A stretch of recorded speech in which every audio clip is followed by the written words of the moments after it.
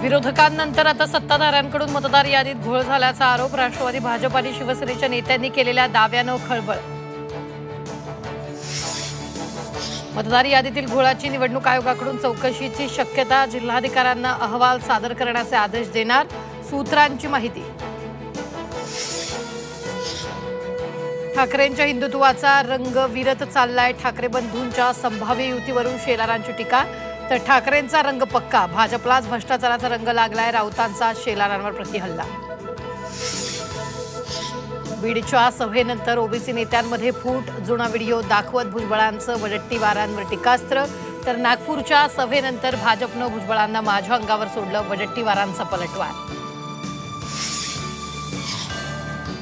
ओबीसीच्या आरक्षणाला धक्का नाही, पुरावे असतील तर आम्हाला द्या, भुजबळांच्या इशाऱ्यानंतर विखे पाटलांचं ही आव्हान।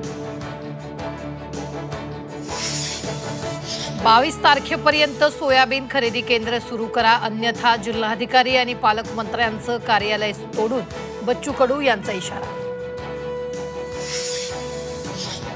शिवसेना आमदार संजय गायकवाडांना 1.5 कोटींची डिफेंडर गाडी भेट, बुलढाण्याचे भाजप जिल्हाध्यक्ष विजयराज शिंदेंचा थेट आरोप, संजय गायकवाडांनी मात्र आरोप फेटाळले।